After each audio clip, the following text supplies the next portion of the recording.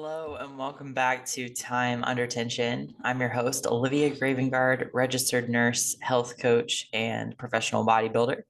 And this week we are talking about stress and performance. Stress gets a bad rap. We talk a lot about stress management and mental health settings and work-life balance and just trying to handle stress more effectively. And then there's this new kind of emerging mindset around stressors being good. We talk about hormetic stressors like cold plunging or heat exposure, that there's a certain degree of stress that when we expose ourselves to it, we experience growth and positive adaptations. And so there seems to be a bit of a divide. Like we create kind of this black and white mindset around stress in terms of, one camp saying it's a bad thing, that we want to limit stress, and maybe another camp saying stress is good, stress is what drives us. And I think, as with most things, which usually isn't the answer that we want, there is a healthier balance that lands somewhere in the middle. But in order to establish what that looks like, we have to understand how stress impacts us. Naturally, life involves stressors. There's a lot of different kinds of stressors as well. And truly, it's not so much about what the external stressor is as how your system responds to that stressor. So, one of the most common misconceptions I run into as a coach is I have clients come to me and say, like, all this stuff's going on, but like, it's not that big of a deal, that other people have like worse things going on. And this isn't even that stressful. So I don't understand why this is so hard for me. And there's a lot of just automatic self-judgment around that. And I think that's where we kind of compromise our ability to handle the stress well and to just see it objectively. As soon as we slip into shame, guilt, self-judgment, we miss the opportunity to learn from the experience, because we just begin this downward spiral of shutting down, and or that then fuels this mindset of let me just grind and push through and stop being a little baby about it because we think we can just muscle our way through things. And there are times, again, this is where things are not so black and white, where we have to just push ourselves through the hard thing. But we can't live in that state constantly. And that's where we're going to start to see problems. I know people who tend to avoid stress at all costs and want a very low friction lifestyle and aren't very satisfied with that. And I know people who are constantly taking on more and new responsibilities, usually overextending themselves and living in a constant state of stress, where they've actually become so comfortable there that they feel extremely unsettled if they do not have at least two stressors in their life that are, sucking a lot of their energy, but at least kind of most of the time, I think, distracting them from the things that they need to be addressing in more of those still moments. So stress, what is it? So stress is anything that challenges our system and creates a need to adapt or shift state. So stress could be physical stress. We go to the gym and we train and we put our muscles under stress, or we are running and we put our heart under some level of stress. So those are what we would often consider like positive stressors, or cold plunge, heat exposure, those kinds of things we tend to associate as being positive. That said, we've probably all been in situations where we've hit a point of overtraining at some point where the positive stress is no longer quite as positive, and maybe we push ourselves to the point of injury or illness where we've exceeded our ability to reap reward from the stressor. And that's where we kind of tend to go into the red zone. Now, life doesn't happen in containers. We are one being experiencing a lot of different things at one time. And so we very, very rarely have just one stressor in our lives. We might be training and we might have some trouble with our kid who isn't getting let's say, isn't involved with the right friends, and we feel kind of stressed about that. And then we're considering moving, and there's kind of the weight of that decision. And we like our job, but we see other opportunities. And, should we stay? Should we go? We were in an argument with our partner the other day. Like, there's just a lot of different things going on at one time. And a lot of times things happen like this, where we'll have like multiple stressors happen at one time, and it can feel extremely overwhelming. And to some degree, this is how we function. If we think back physiologically on how we would have encountered stress, it's like we always have some level of stress. Like, say we're living out in the wild, we're going to constantly be aware that we could be attacked by a predator. That's just like a constant baseline level. That said, we're not always actively running from a predator. So in our modern life, it's like this as well. There might be times where we might be experiencing more stressors than usual. It could be a shorter term burst, like, say, at work. As a nurse, I've definitely had shifts where I've had multiple people code on the floor in the same night, and it's been a very stressful experience. And then there's a bit of a lull. Like, thankfully, the next night was better, right? And there's kind of this drop off and this opportunity to recharge. And then I've definitely had times in life where I've had a ton of different life changes happen at one time, and it's been pretty overwhelming. And I felt like I had to adapt in order to overcome. And there's that positive aspect as well. Where the kicker is, and where we also, I think most of us require more discipline, is that when we break through the stressor, we overcome it, we adapt, our circumstances shift, we get through a busy season at work. I know a lot of my accountants out there are like heading into that really busy tax season right now. And there's just kind of this mindset of like, it's going to be a grind for the next few months. And then there's going to be kind of that let up. That mindset is important because you recognize that there's that point on the other side where I probably need to plan to have some time off after that, like a little bit of a break. I need to recharge. When we are a form of sabotage that I think is too often recognized almost as a positive thing is when we go through these periods of grinding and then we try to just stay in overdrive and not ever come down and recharge. And this is where we start to run into issues. Just like the training example, we might become injured, we might get sick, we might run our nervous system into the ground and find that we can't make any progress. This same thing happens when it comes to life stressors as well. If we're constantly running on fumes and we're never fully recharging the tank, we're going to experience issues. Like, something's got to give. And physiologically, there's a lot of different things that can happen with this, but I think understanding like basics of hormones is important here. We see a lot of people who are under quite a bit of stress. We also, at the same time in society, see a lot of issues with hormone production, and those two go hand in hand. Your body has certain components that it uses to build substances in your body, right? So the same substances that build cortisol build your progesterone and estrogen and testosterone. So say you are in a state of stress and your body is going to prioritize cortisol because that's what's required to get you through this survival mode that you're living in. What's got to give? Your sex hormones. It's just not a priority right now. If your body senses that you are in a state of stress and immediate danger, which essentially thinking about your body as being blind, doesn't really matter what the stressor is. It matters that your body is sensing we are stressed. We need to release the compounds necessary to upregulate our system to handle this stress.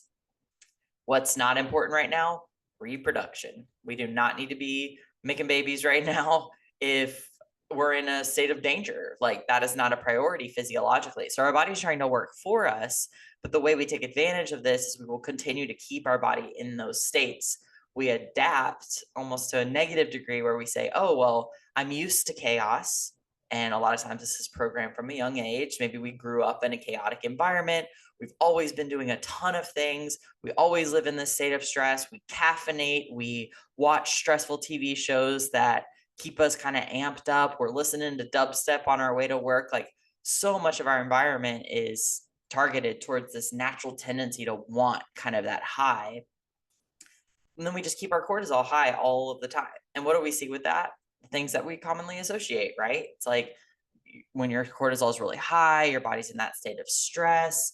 You start to struggle with sleep. You might wake up at like 3 a.m. and feel kind of run down in the afternoon. You might experience some like hair loss. You might feel like you're aging quickly. You might be noticing more belly fat over time that you just can't quite get rid of.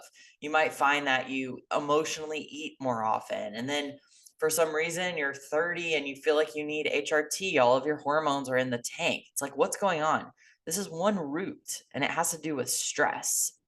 Now, there are ways to handle your stress more effectively, for sure. Like, make sure you're addressing your mental health, build your toolbox. That is your responsibility. Like, learn breath work, practice meditation, like, play around with yoga, look into these different modalities that are already out there that can help you manage stress. And if you're training hard and you have a pretty intense lifestyle, you better include these practices as part of your life if you want to be healthy. Like, you cannot just have everything in at the level of intensity, high intensity, and then expect yourself to function well. You have to create balance.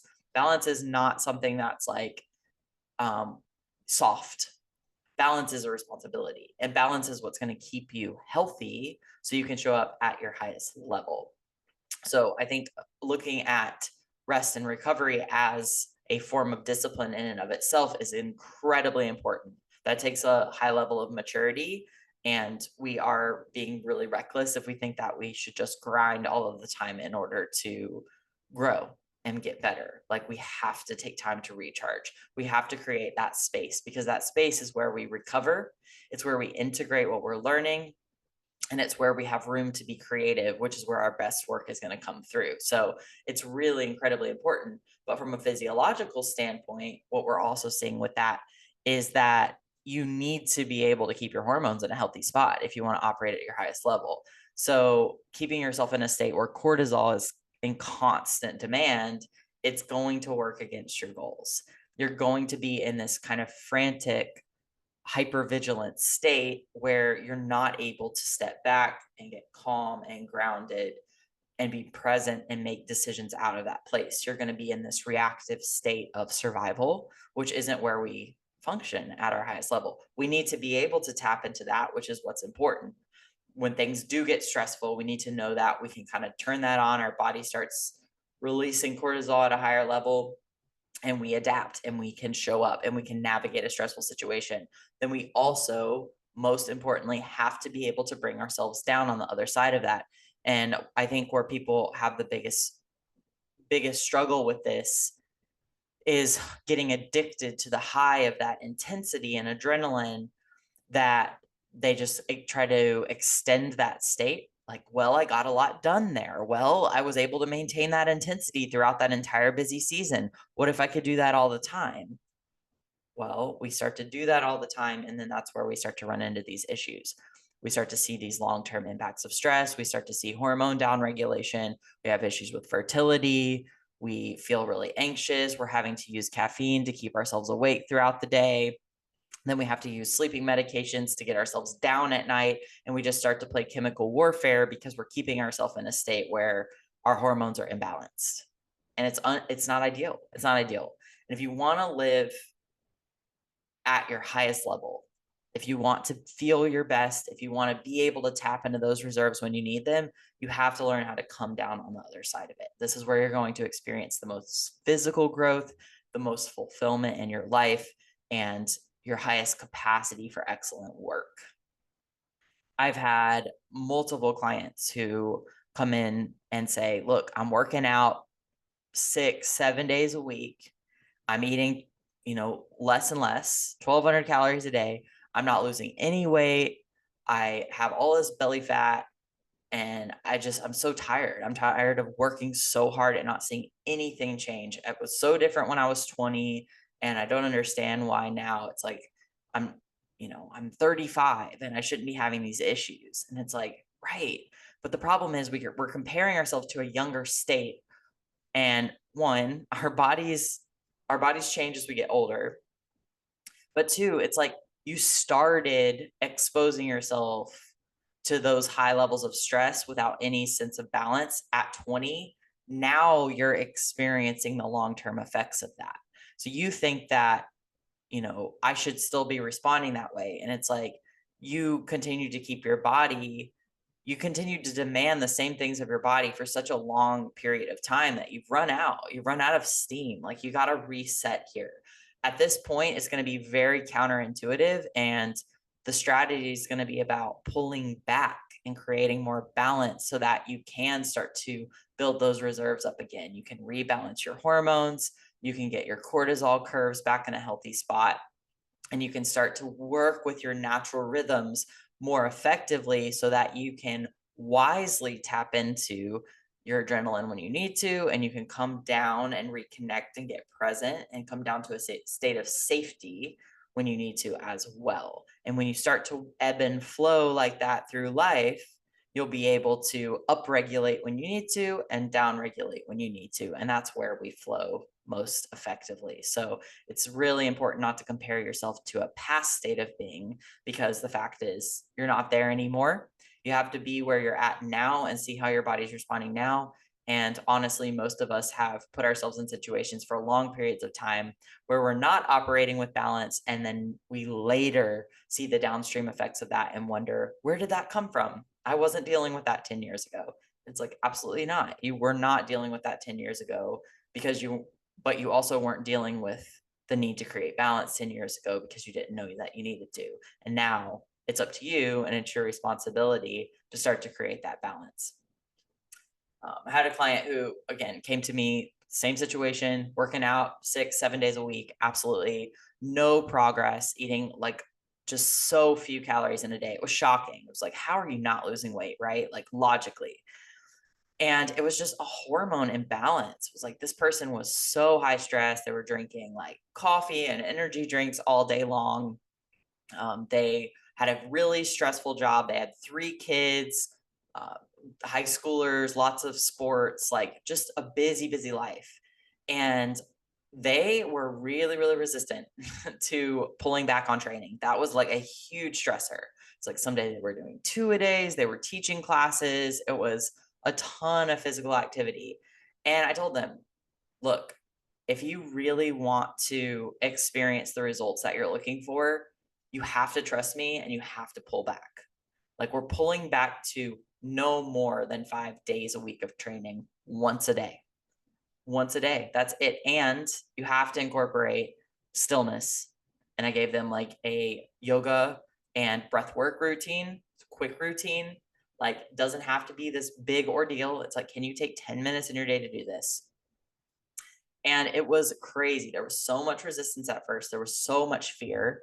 And I think a lot of times as we get older, we have to face a lot more fear in order to create change because we've created so much belief around our current choices that, oh, well, this has gotten me this far and helped me to survive. So if I change it, I could die. Like it feels that dramatic sometimes. Like I can't imagine training less. Like if I'm not losing weight at this level of activity, if I suddenly decrease activity, won't I just gain more weight?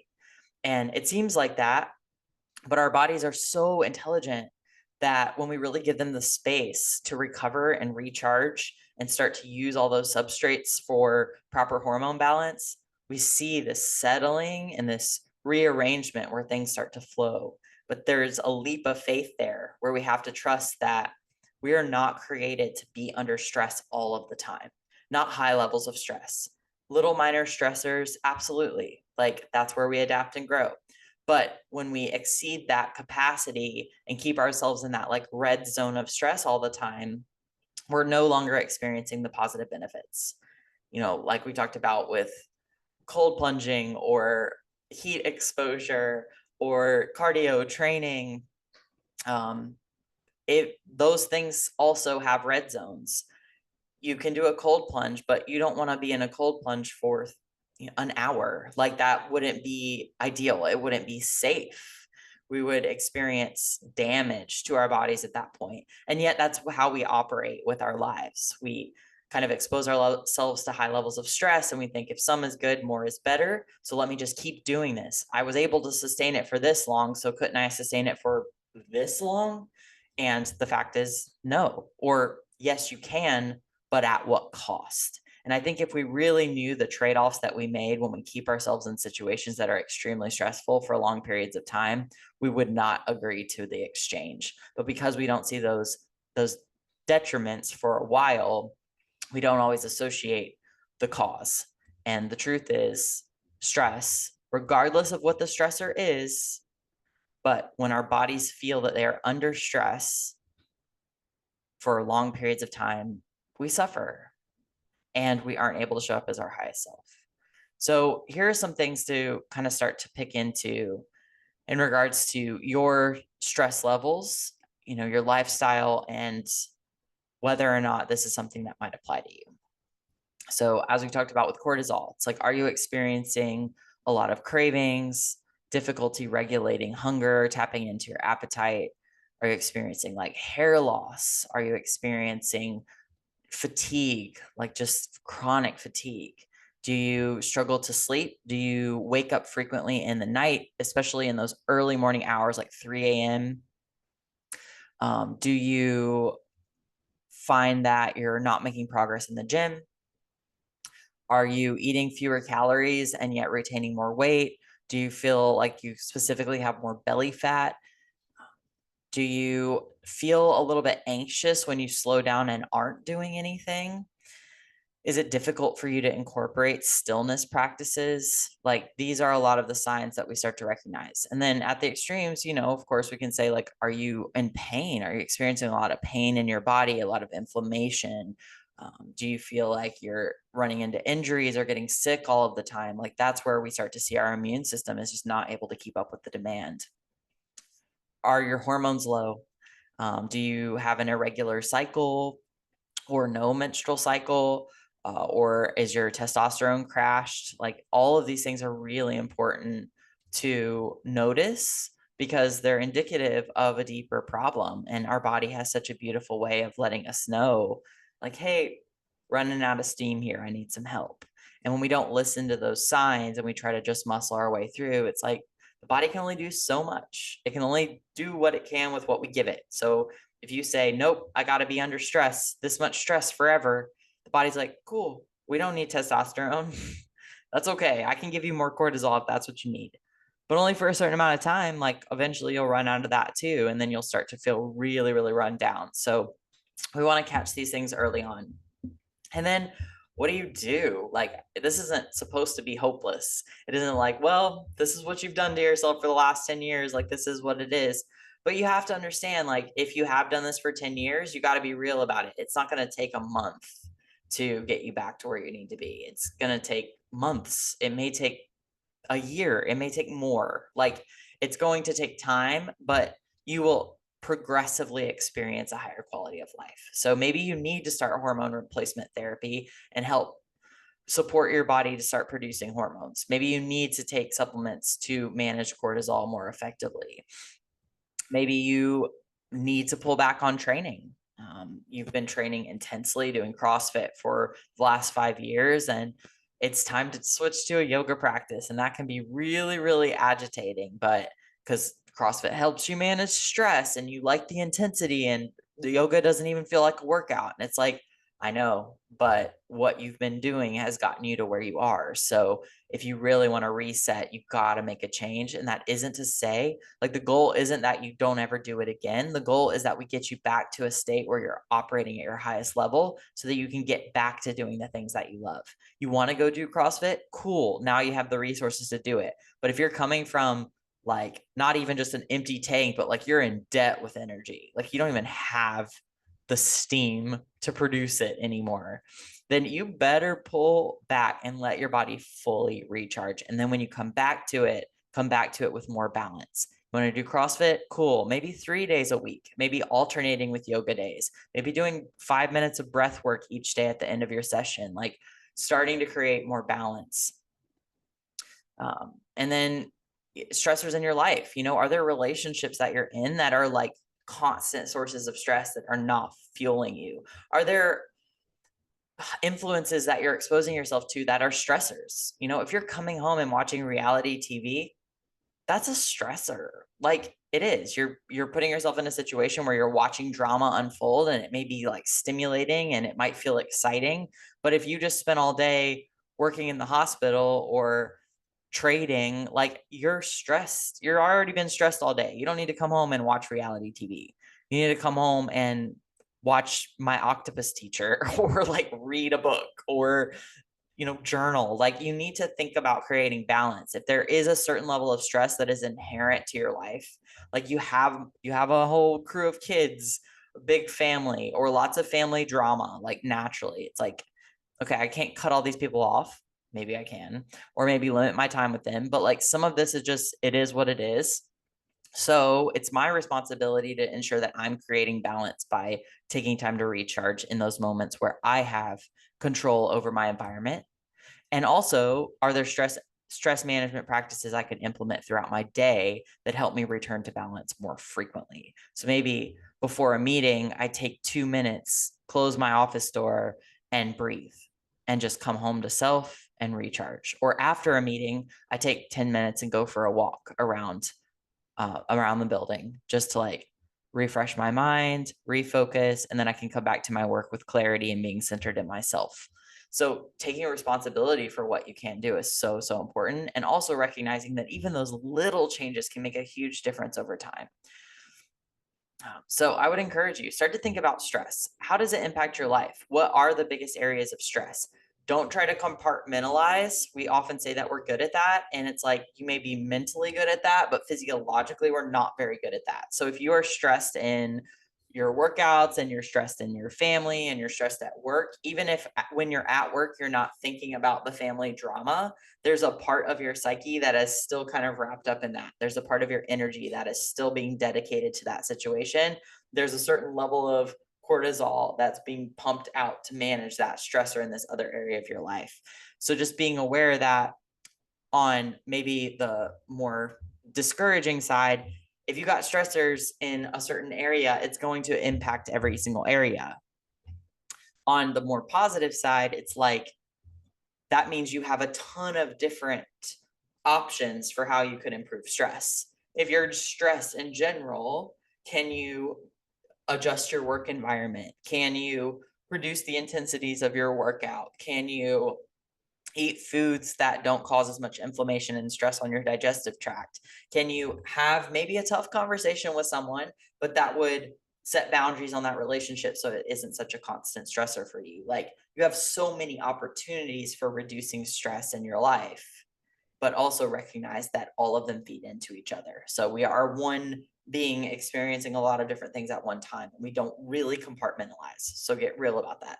A lot of this conversation is about getting really real with yourself and then getting excited, because once you do start recognizing where you're actually physiologically limited, you'll be able to make the changes necessary to help your system function at a higher level so that you can then show up more effectively in the rest of your life. Thank you guys so much for watching and or listening. Please remember to like and or subscribe. And if you want to figure out how to create more balance in your life so you can get more out of what you're doing and not just do more and more and more to try to get results, work with a coach. That is what I do. I help people optimize their lives and really create more balance in a way that allows them to show up with excellence and make progress and see results with their physique and their health, because now they're working with their bodies, right? We're able to manage stress more effectively. We're able to get more out of our workouts and get more out of less so that you have more time to do all the things that you want to do in this life and feel good while you're doing it. If you want to find out more about that, I will place a link in the description below with a free consult call. If you want to book a discovery call or to find out more about working with me, I highly recommend it. Like 3 months can absolutely completely change your life. You start to learn more about yourself. You get the tools that you need to make progress on your goals, but also just to understand how to hear your body more and recognize where your blind spots are in life so you can get more out of everything that you're doing. I will catch you guys next time. on time under tension.